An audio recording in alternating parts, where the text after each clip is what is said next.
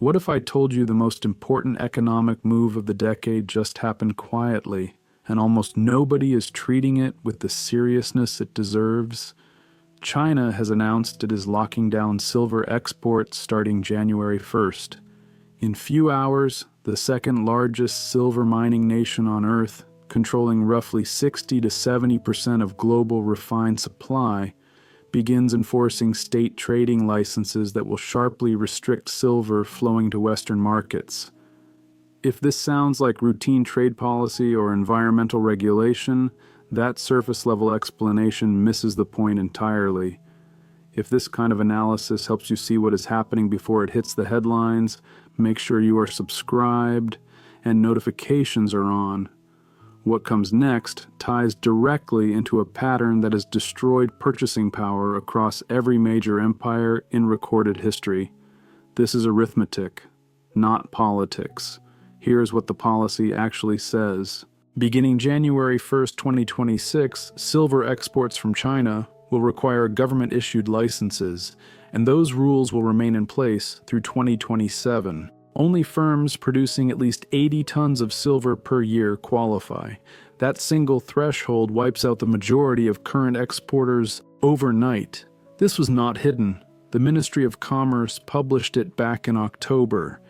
Now layer that onto the current market reality.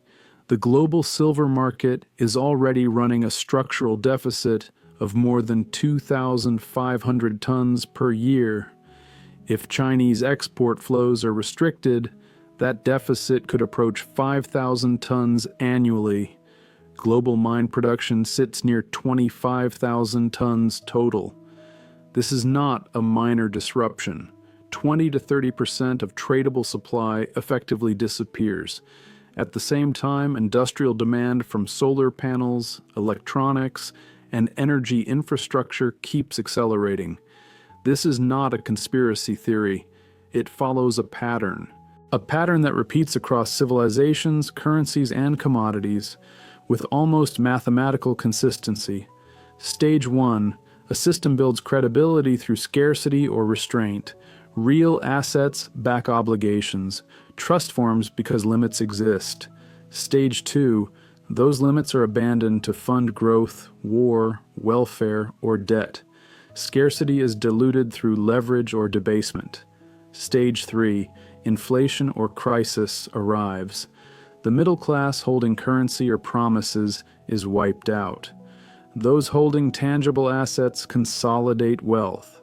Stage 4. Reset.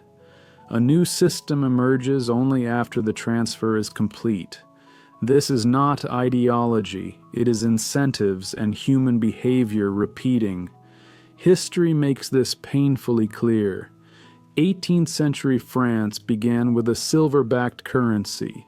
Then came John Law's paper money experiment to fund debt. Silver backing was abandoned, inflation destroyed the livre, peasants holding currency lost everything, land and gold holders gained power. The Ming Dynasty followed the same arc. Their silver-backed paper currency worked while convertibility was honored. War spending broke the limit. Printing followed. Inflation spiraled. Paper became worthless. Physical silver and land preserved wealth. Spain repeated the error during the price revolution. Floods of silver created short-term prosperity. Coinage was debased to fund wars. Prices exploded. Fixed wage earners collapsed. Asset holders thrived. Spain itself went bankrupt multiple times, despite controlling the mines. Now look at today. The United States carries $36 trillion in federal debt. That is more than 130% of GDP, and rising. The Federal Reserve expanded its balance sheet from under $1 trillion in 2008 to over $8 trillion at its peak. More dollars were created in 2 years than existed before 2000. Printing does not create wealth, it redistributes it.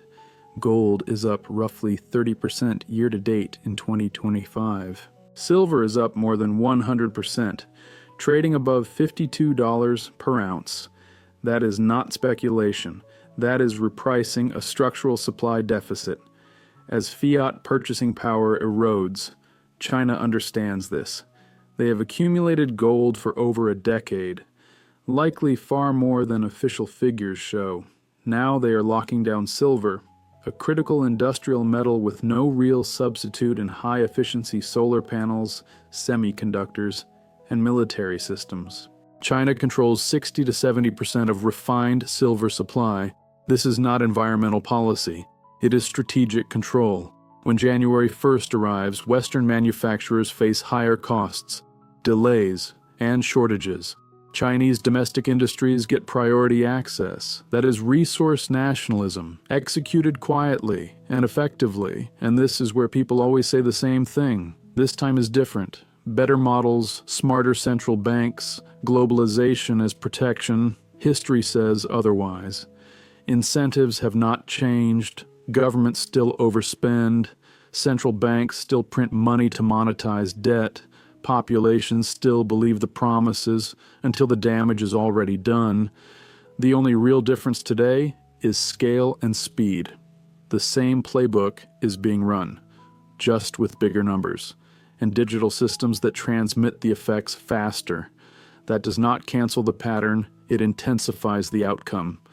So here is the reality check most people avoid. If your wealth is parked mainly in cash, bonds, or financial assets tied to currencies that are steadily losing purchasing power, you are already positioned on the wrong side of an active wealth transfer. This is not a future warning. It is happening in real time. Silver breaking out, gold pushing higher, broad commodity repricing, currency debasement, China locking down exports. These are not random events. They are connected signals of a system entering its late stage.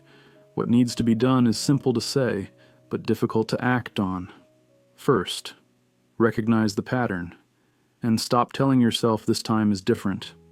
Second, honestly assess how exposed you are to currency erosion. Third, understand a core truth that repeats every cycle.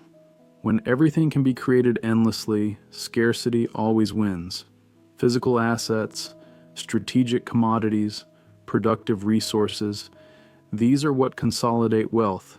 When paper promises begin to fail, 7 days remain until China formally flips the switch, but the switch itself was installed years ago. The moment hard limits were abandoned, the siphon has been running quietly ever since.